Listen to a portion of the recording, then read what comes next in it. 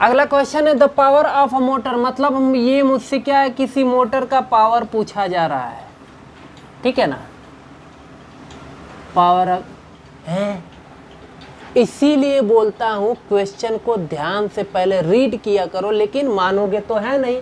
यहाँ मुझसे पावर नहीं पूछा जा रहा है, पावर तो गिवन है। The power of motor is 40 kilowatt. Question को ध्यान से रीड करना चाहिए, पहले रीड करो, क्वेश्चन को रीड करो, फिर उसके बाद, ठीक है। पावर ऑफ मोटर कितना है, 40 किलोवाट, मतलब 40 किलोवाट का ये मोटर है। अब ये मोटर थोड़ा सा स्पेशल है, फिलहाल उसके लिए मैं रिस्पॉन्सिबल नहीं हूँ, ठीक है। मोटर है ये पुल्ली है उसका, घूमेगा ये। अच्छा, at what speed can the motor reach a load of 20,000 newton. अच्छा, what speed can the motor raise a load of 20,000 newton, मतलब किसी लोड को ये ऊपर लेकर जा रहा है, तो किस स्पीड से लेकर जाएगा, और वो लोड है कितना, वो लोड है 20,000 न्यूटन। कभी कभी बच्चों को ये कन्फ्यूजन होता है, ज़रा ध्यान से समझना इसको, कि सर आपको कैसे पता कि ये लोड है। भाई कुछ ना समझ में आए तो यूनिट तो दिख रहा है ना, न्यूटन है कि नहीं है, बताओ। न्यूटन है ना, तो सिंपल सी बात है, जब न्यूटन है तो और क्या हो सकता है, वो लोड नहीं तो और क्या है, फोर्स नहीं तो और क्या है, बताओ। पावर है नहीं, एनर्जी है क्या वो, अरे नहीं भैया, वो फोर्स है, क्या दिक्कत है। F इक्वल्स टू 20,000 न्यूटन, ठीक है ना। आपसे पूछ क्या रहा है कि ये किस स्पीड से उसको क्या वो लोड को रेज करेगा, ऊपर लेकर जाएगा, वही हमसे पूछ रहा है, ठीक है ना।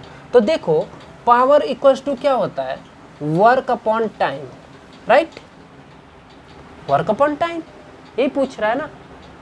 मतलब ये एक्चुअल में किस स्पीड से, मतलब ये हमसे v पूछ रहा है, ध्यान रखना।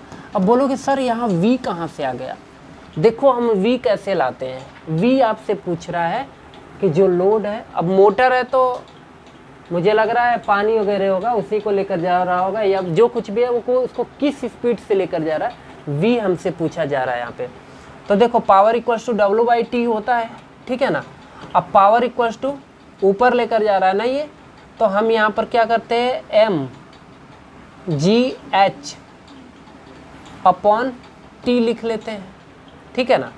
तो पावर इक्वल्स टू mg के प्लेस पर f लिख लेते हैं, ठीक है ना, mg, बिकॉज हमको पता है कि f इक्वल्स टू क्या होता है, mg होता है, ठीक है ना। तो mg के प्लेस पर f को पुट कर लिया, क्योंकि यहाँ पर f ही गिवन है, मास नहीं दिया है, ठीक है ना। मास दिया रहता तो कुछ समझ में आता, लेकिन मास तो दिया है नहीं, ठीक है ना। अब इसके बाद h है ना, h/t लिख लो यहाँ पर, इस t को h के नीचे डाल दो, ठीक है ना। ये h/t एक्चुअल में अगर इसको सही से आप देखो तो h कोई भी डिस्प्लेसमेंट है या डिस्टेंस है, और t क्या है, टाइम है।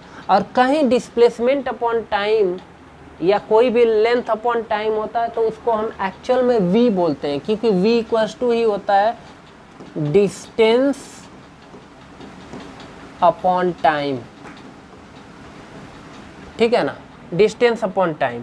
तो ये हो गया power equals to f into यहाँ पर v डाल दो, ठीक है ना। यहाँ से अगर ध्यान से देखो तो हमको एक नया फार्मूला बन के मिल गया, पावर इक्वल्स टू fv। तो v इक्वल्स टू क्या हो जाएगा, v f को लेकर चले आओ इधर, f यहाँ कर रहा है मल्टीप्लाई, इधर आएगा तो करेगा डिवाइड, थोड़ा मैथ भी सिखा देता हूँ। पावर अपॉन f हो गया, ठीक है ना। तो v इक्वल्स टू, अभी पावर, ठीक है ना, पावर कितना है 40 किलोवाट, तो ये हो गया 40 किलोवाट, तो हम इसको कर लेते हैं 40,000 वाट, ठीक है ना, क्योंकि किलोवाट से न्यूटन को भिड़ाना ठीक नहीं रहेगा। अभी न्यूटन कितना है 20,000 न्यूटन, तो 1000 न्यूटन। ठीक है ना। ये देखो यहाँ से 40 से 40 काट दो। ठीक है ना। लगता है कुछ कम ज़्यादा कर दिया मैंने, 20,000 नहीं, सही है। v इक्वल्स टू 4/2, इसको काटोगे तो कितना आ गया, 2 मीटर पर सेकेंड। सब एसआई में लिया है तो एसआई में ही आएगा। यानी कि इस लिक्विड या जो कुछ भी है उसको मोटर ऊपर लिफ्ट करने में जो उसकी स्पीड है वो है 2 मीटर पर सेकेंड। क्या है, 2 मीटर पर सेकेंड। ये आपका आंसर होगा v इक्वल्स टू 2 मीटर पर सेकेंड। ठीक है, नोट कर लिया जाए। बहुत इंपॉर्टेंट क्वेश्चन है ये। ठीक है ना। बहुत बच्चे इसको नहीं कर पाते। ध्यान से 2-3 बार इस वीडियो को देखो और सॉल्व करो। ठीक है।